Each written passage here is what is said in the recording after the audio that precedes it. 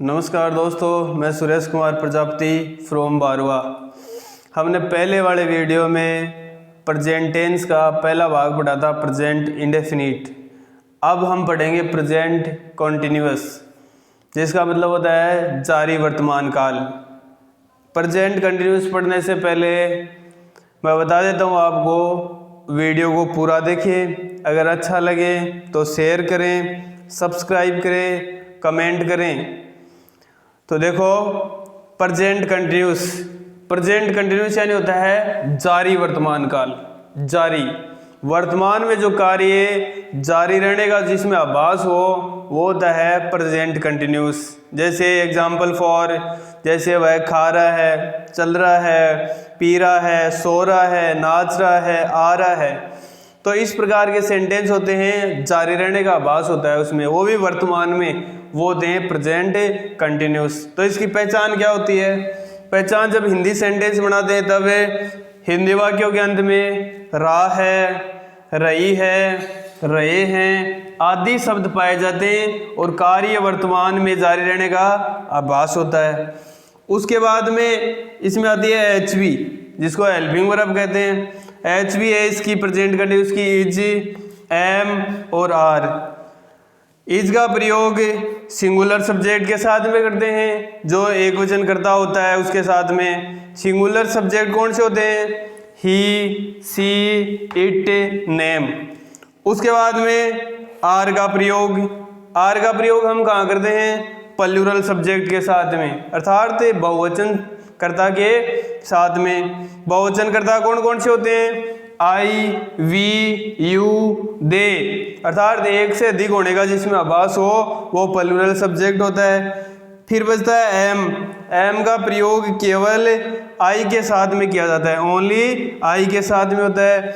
उसके बाद में एम वी का मतलब होता है मेन वर्ब, जिसको हिंदी में कहा जाता है मुख्य क्रिया। मुख्य क्रिया क्या है इसमें? वर्ब की फर्स्ट फॉर्म आईएनजी, जिसको फोर्थ फॉर्म भी कहा जाता है। आगे देखो, उसके बाद में आती है एडवर्ब यानी होती है अभिक्रिया। अभिक्रिया क्या है? स्टिल। प्रेजेंट कंटिन्यूस की अभिक्रिया एडवर्ब जिसको कहते हैं। करेक्ट फॉर्म भरने के लिए सबसे ज़्यादा यूजफुल एडवर्ब ही है। एडवर्ब के माध्यम से ही हम सेंटेंस में करेक्ट फॉर्म भर पाएंगे, अर्थात वो ही उपयोगी है। तो देखो एडवर्ब कौन सी है? स्टिल है, in the present time, eight this time, at this moment, now a days, these days, now, this evening, today, at present. ये प्रेजेंट कंटिन्यूस की एडवर्ब है। इनको देखकर हम करेक्ट फॉर्म फील करेंगे सेंटेंस में। तो उसके बाद में सेंटेंस देखते हैं अंग्रेजी वाले कि किस प्रकार से हम पता चलेगा कि ये प्रेजेंट कंटिन्यूस का है। तो देखो, पहला सेंटेंस दिया हुआ है इसमें कि my father wears dhoti and kurta daily, but he, उसके बाद में bracket, a white suit today, और कॉस्टिंग में दिया हुआ है वियर, वर्ब दे रखी है वियर। तो इसमें हमें क्या पता चलेगा ये प्रेजेंट कंटिन्यूस का है? तो हमें सबसे पहले तो एडवर्ब याद होनी जरूरी है कि इसमें देखेंगे एडवर्ब कौन से टेंस की आ रही है। तो देखो इसमें आ रहा है टुडे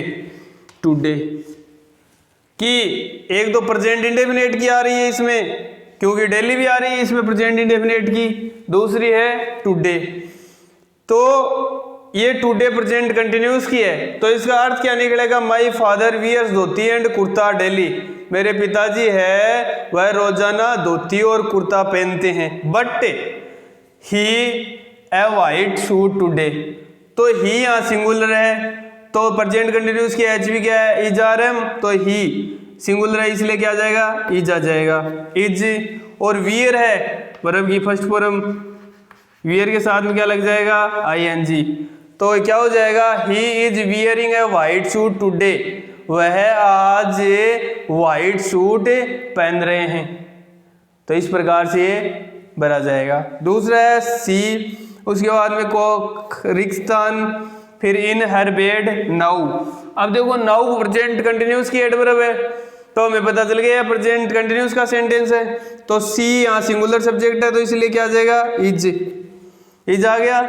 वर्ब की फर्स्ट फॉर्म स्लीप और स्लीप की आईएनजी लग जाएगा तो क्या हो जाएगा स्लीपिंग। तो she is sleeping in her bed now, वह अभी अपने बिस्तर पर सो रही है। तो इस प्रकार से इसका अर्थ हो जाएगा, ये करेक्ट फॉर्म भरी जाएगी एडवर्ब के माध्यम से। उसके बाद में the sun behind the clouds now, अब देखो नाउ इसमें भी एडवर्ब आ गई, तो नाउ से हम पहचान लेंगे ये प्रेजेंट कंटिन्यूस है, तो इसलिए द सन सिंगुलर है यहाँ पर, तो क्या जाएगा इज। और हाइड, तो याद रहे किसी भी वर्ब के अंत में अगर ई हो और उसके आईएनजी जब लगाते हैं तो ई को हटा देते हैं और उसके बाद में आईएनजी लगाई जाती है। तो हाइड में ई है तो HID आईएनजी हो जाएगा, ये हाइडिंग। तो the sun is hiding behind the clouds now, अर्थात सूर्य है वह बादलों के पीछे छिप रहा है अभी या अब। उसके बाद में सी और भी रिक्त स्थान क्लॉथ्स एट दिस टाइम, अब देखो eight this time present continuous की एडवर्ब आ गई, तो ए प्रेजेंट कंटिन्यूस की आ गई तो हमें पता चल गया, तो सी है, सी सिंगुलर है, तो इसलिए या सी की जगह हम वे दे कर लेते हैं, जैसे प्लूरल बना लेते हैं इसको, दे क्लॉथ्स एट दिस टाइम, तो ये प्लूरल हो गया यहाँ पर सब्जेक्ट। तो प्लूरल के साथ में किसका प्रयोग आता है, आर का प्रयोग आता है, ये आर का कर दिया हमने। फिर वॉश जो है ये आ गया, उसके बाद में आईएनजी लग जाएगा, वॉशिंग वर्ब की फर्स्ट फॉर्म आईएनजी आ गया, उसके बाद में आ जाए क्लॉथ्स एट दिस टाइम, तो इस प्रकार से हो जाएगा they are washing clothes at this time, इस समय वे कपड़े धो रहे हैं, तो इसलिए आर आ गया, सब्जेक्ट प्लूरल था, वर्ब की फर्स्ट फॉर्म आईएनजी आ गया। उसके बाद में माई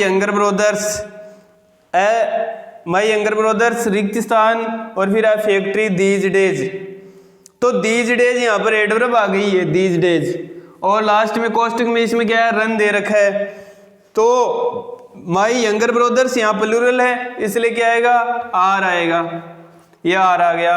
और फिर वर्ब की फर्स्ट फॉर्म रनिंग, तो ये आ गया रनिंग। तो मेरे छोटे भाई है वो इन दिनों क्या कर रहे हैं, फैक्ट्री चला रहे हैं, तो इस प्रकार से ये सेंटेंस हो जाए। उसके बाद में जब हम हिंदी वाले सेंटेंस की रचना करते हैं तो वो किस प्रकार से करते हैं, तो उसके लिए पैटर्न होता है, अर्थात सूत्र होते हैं, तो सूत्र के अकॉर्डिंग हम हिंदी वाले सेंटेंस की रचना करते हैं। वो कैसे करते हैं, जैसे मैंने सेंटेंस रचना आपको बताई थी 4 प्रकार से पहले वाले वीडियो में, तो जैसे मैंने लिख रखा है ANI plus N, affirmative negative interrogative plus negative, इस प्रकार से सेंटेंस रचना होती है। तो अफर्मेटिव का सूत्र क्या है कि सबसे पहले सब्जेक्ट लिखो, फिर HV लिखो, अब HV क्या है कंटिन्यूस की एज एम आर, उसके बाद में वर्ब की फर्स्ट फॉर्म ING, उसके बाद ऑब्जेक्ट, उसके बाद में अदर वर्ड और फिर एडवर्ब, ये हो गया अफर्मेटिव। उसके बाद में नेगेटिव का, नेगेटिव में भी सेम ऐसे ही है, सब्जेक्ट के बाद में HV के जस्ट बाद नोट लगता है इसमें, और उसके बाद में बाकी वैसा का वैसा रहेगा जो अफर्मेटिव में है, जैसे वर्ब की first form ING, object, other word, adverb. उसी प्रकार इंट्रोगेटिव में क्या होता है, HV जो होती है वो सब्जेक्ट से पहले आ जाती है सब्जेक्ट के अकॉर्डिंग, तो HV, उसके बाद सब्जेक्ट, उसके बाद वर्ब की first form ING, object, other word, adverb, last में क्वेश्चन मार्क। उसके बाद में अगर WH वर्ड वाक्य के बीच में अगर आ जाए तो वो उसको क्या करते हैं, उसको हम HV से पहले WH वर्ड को लिख देते हैं और बाकी नियम यथावत रहता है। इंट्रोगेटिव प्लस नेगेटिव अर्थात प्रश्नवाचक भी हो नकारात्मक भी हो, उसमें क्या होता है, उसमें HV के बाद सब्जेक्ट के जस्ट बाद नोट का प्रयोग होता है। उसके बाद में वर्ब की फर्स्ट फॉर्म ING, फिर object, other word, adverb, last में क्वेश्चन मार्क। अगर WH वर्ड ही किसके भी बीच में अगर आ जाए तो वो क्या कर देते हैं, हमें HV से पहले ले आते हैं। उसके बाद में जैसे हिंदी में सेंटेंस रचना करनी है हमें, तो जैसे पहला सेंटेंस है मोहन पत्थर लिख रहा है, तो रहा है, रही है, ये आ रहा है सेंटेंस के अंत में, तो हमें पता चल गया कंटिन्यूस का सेंटेंस है। और मोहन पत्थर लिख रहा है तो ये सिंपल सेंटेंस है, साधारण है, अफर्मेटिव है। तो देखो इसको बढ़ाते हैं, तो अफर्मेटिव का सूत्र क्या है, सबसे पहले सब्जेक्ट लिखो। तो सब्जेक्ट क्या है इसमें, मोहन। पता लिखने वाला मोहन ही तो है, इसलिए मोहन लिख दिया। अब मोहन सिंगुलर है या प्लूरल, सिंगुलर है, तो सिंगुलर के लिए कंटिन्यूस में इज का प्रयोग कर दिया हमने। उसके बाद में वर्ब की फर्स्ट फॉर्म राइट, लिखने को कहते हैं राइट। राइट, अब राइट के अंत में ई आता है, तो ध्यान रहे कोई भी वर्ब के अंत में ई अगर आए तो उसको हटा देते हैं और ING जोड़ देते हैं। तो ये हो गया राइटिंग। उसके बाद ऑब्जेक्ट क्या है इसमें, ए पत्र, तो ये आ गया ए लेटर। तो एक पत्र है तो इसको क्या कहेंगे, ए लेटर। इस प्रकार सेंटेंस रचना हो जाएगी। दूसरा है लड़कियां स्कूल नहीं जा रही है, तो देखो नेगेटिव का आ गया, नहीं आया है तो इसमें, तो इसकी सेंटेंस रचना कैसे करेंगे, तो सूत्र देखिए इसमें सब्जेक्ट, तो इसमें सब्जेक्ट क्या है लड़कियां, तो द गर्ल्स सब्जेक्ट ले दिया। अब लड़कियां सिंगुलर है प्लूरल, लड़कियां यहाँ प्लूरल है, तो इसलिए हमने आर का प्रयोग कर दिया। सेंटेंस नेगेटिव है इसलिए हमने नोट लगा दिया। अब इसमें क्रिया क्या हो रही है, जाने की, तो जाने को कहते हैं गो, ये गो लगा दिया। गो के वर्ब की फर्स्ट फॉर्म के साथ में क्या लगता है, ING लगा दिया। अब जाने के लिए प्रीपोजिशन टू भी लगती है, तो ये टू लगा दिया। उसके बाद कहाँ जा रही है, ऑब्जेक्ट क्या है इसमें, स्कूल, तो ये स्कूल। उसके बाद में हमारे पास कोई अन्य शब्द है नहीं, इसलिए सेंटेंस यहीं पूरा हो जाएगा। उसके बाद में क्या, गाय घास चर रही है, तो देखो ये इंट्रोगेटिव का सेंटेंस आ गया। तो इंट्रोगेटिव में क्या, क्यों से स्टार्ट होता है सेंटेंस, लास्ट में क्वेश्चन मार्क चिन्ह आता है। तो गाय सिंगुलर है यहाँ पर, तो सिंगुलर के लिए इज का प्रयोग। उसके बाद में सब्जेक्ट क्या है इसमें, द काऊ आ गया। उसके बाद में वर्ब क्या है, चरना, चरने को बोलते हैं ग्रेज। अब ग्रेज में ई लगा हुआ है अंत में वर्ब में, तो ई को हटाकर ING जोड़ देते हैं, तो क्या हो जाएगा ग्रेजिंग। फिर ऑब्जेक्ट क्या है इसमें, घास, तो घास को क्या बोलते हैं, ग्रास, लास्ट में क्वेश्चन मार्क। उसके बाद में अगला, वह कहाँ खेल रहा है, तो देखो WH वर्ड बाकी के बीच में आ गया ना, लास्ट में क्वेश्चन मार्क भी है, तो WH वर्ड कहाँ को क्या कहते हैं, वहेर, तो वहेर हमने स्टार्टिंग में लिख दिया। उसके बाद सब्जेक्ट देखेंगे, सिंगुलर है प्लूरल, सब्जेक्ट सिंगुलर है इसलिए लिख दिया हमने इज। उसके बाद में सब्जेक्ट ही, उसके बाद में वर्ब की फर्स्ट फॉर्म ING, तो खेलना, खेलने को क्या कहते हैं, प्ले, और ये हो जाएगा प्लेइंग, लास्ट में क्वेश्चन मार्क। ये सेंटेंस पूरा हुआ यहाँ। अगला सेंटेंस है इंट्रोगेटिव प्लस नेगेटिव का, तो क्या तुम आज स्कूल नहीं जा रहे हो, ये सेंटेंस है। तो देखो क्या क्यों से स्टार्ट हो रहा है, नहीं भी आ रहा है साथ में, और क्वेश्चन मार्क भी आ रहा है। तो इसको किस प्रकार से बनाएंगे, सबसे पहले इंट्रोगेटिव प्लस नेगेटिव में क्या रखते हैं हम, HV। अब HV क्या रखेंगे यहाँ पर, तो इससे पहले सब्जेक्ट देखेंगे, तो सब्जेक्ट हमारा प्लूरल है इसलिए हमने R रख दिया। उसके बाद में सब्जेक्ट नेगेटिव है इसलिए नोट। उसके बाद है वर्ब की फर्स्ट फॉर्म, तो वर्ब की फर्स्ट फॉर्म क्या है, जाना, जाने को कहते हैं गो, और गो की ING लगा दिया तो हो गया गोइंग। फिर जाने के लिए प्रीपोजिशन टू, तो टू आ गया। उसके बाद कहाँ जा रहा है, ये स्कूल जा रहा है, तो ऑब्जेक्ट इसका आ गया स्कूल।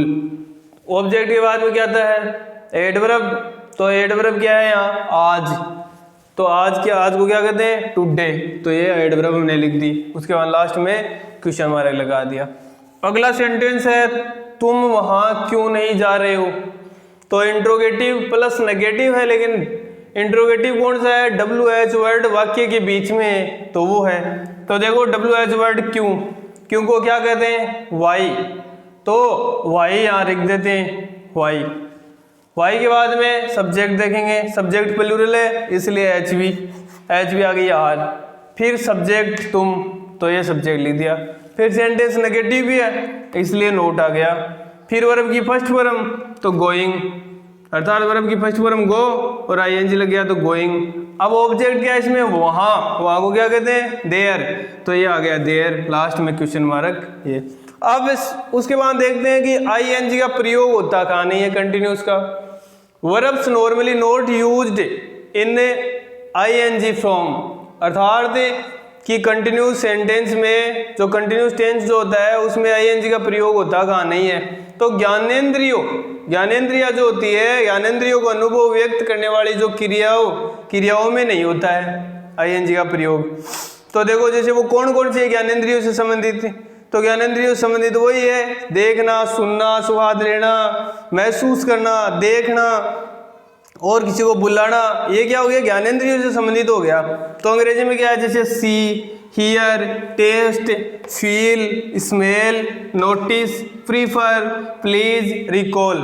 अगर आती है वर्ब से तो इनमें आईएनजी का प्रयोग नहीं होगा। अगर आप करते हो तो सेंटेंस गलत माना जाएगा। जैसे I am seeing a picture, तो ये सेंटेंस गलत हो गया क्योंकि सी है, ये ज्ञानेंद्रियों से संबंधित है देखना, तो इसलिए इसका आईएनजी जोड़ दिया तो ये सेंटेंस गलत हो गया। ये इस प्रकार से नहीं बनता। ये कैसे बनता? ये बनता आई सी ए पिक्चर, इस प्रकार से। अगला है I am hearing a song, तो ये हियरिंग जो है ये भी ज्ञानेंद्रियों से संबंधित है, तो इसकी आईएनजी लगा दिया तो ये सेंटेंस रॉन्ग हो गया। तो इसको ये कैसे बनेगा? आई हियर ए सॉन्ग, ऐसे बनेगा। तो आईएनजी नहीं लगाएंगे। ज्ञानेंद्रियों से संबंधित अगर क्रिया आती है तो उसमें आईएनजी नहीं जोड़ा जाएगा। उसके बाद भावनाओं अथवा मस्तिष्क की अवस्थाओं को व्यक्त करने वाली जो क्रियाएं अगर आ जाए तो उसमें भी हम आईएनजी नहीं लगाते हैं। जैसे want, wish, desire, like, dislike, believe, care, love, hope, refuse, forgive, etc. अर्थात ये अगर आ जाती है वर्ब तो इनके अंत में हम आईएनजी का प्रयोग नहीं करते। अगर करते हो तो सेंटेंस गलत माना जाएगा। जैसे एग्जाम्पल है सी इज बिलीविंग इन गॉड, तो बिलीव के क्या लगा दिया? आईएनजी लगा दिया, तो ये सेंटेंस हो गया गलत। अर्थात ये ऐसे नहीं बनेगा, सी बिलीव्स इन गॉड ऐसे बनेगा। तो इस प्रकार के अगर सेंटेंस आते हैं तो वो रोंग माने जा सकते हैं। तो इस प्रकार से अब मिलते हैं हम अगले टेंस में।